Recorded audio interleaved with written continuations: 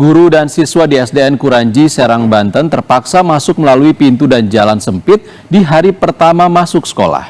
Hal ini lantaran pagar utama sekolah masih tersegel oleh seorang yang mengaku ahli waris lahan sekolah. Hari pertama masuk sekolah, sejumlah siswa dan guru di Sekolah Dasar Negeri Kuranji, Kota Serang, Banten terpaksa masuk melalui jalan sempit dan pintu pagar kecil. Hal ini dilakukan karena pagar utama sekolah yang kondisinya tersegel dengan kayu dan pagar bambu telah menutup gerbang sekolah sejak 1 tahun lalu.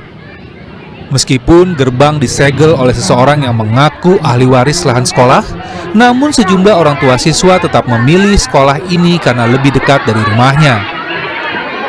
Berarti lewat samping. Lewat situ. Anak ibu kelas berapa, Bu? Kelas 1 baru masuk SD. Sudah berapa lama, Bu, yang ibu kita ibu? Baru tahun kemarin kan saya kan. Bukan kemarin. Ibu, tapi ibu kenapa pilih sekolah ini, Bu? Lah ya, orang dekatnya dari sininya, dari rumah dari sini dekat. Sementara itu, dari pihak Sekolah Dasar Negeri Kuranji mengatakan, terdata 60 siswa baru sangat antusias bersekolah, meskipun sekolah dalam keadaan tersegel. Namun para guru merasa khawatir dengan permasalahan sengketa lahan ini. Kira-kira dari September ya sampai sekarang udah mau setahun kan? Iya.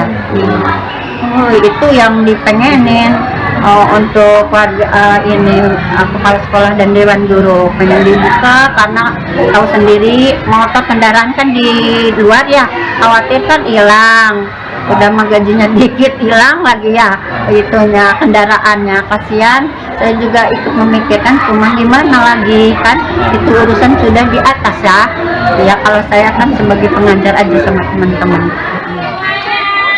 Pihak sekolah juga berharap masalah sengketa dapat segera diselesaikan oleh pemerintah Kota Serang agar para siswa dan guru nyaman dalam melakukan aktivitas belajar mengajar. Suherdi, Kompas TV Serang, Banten.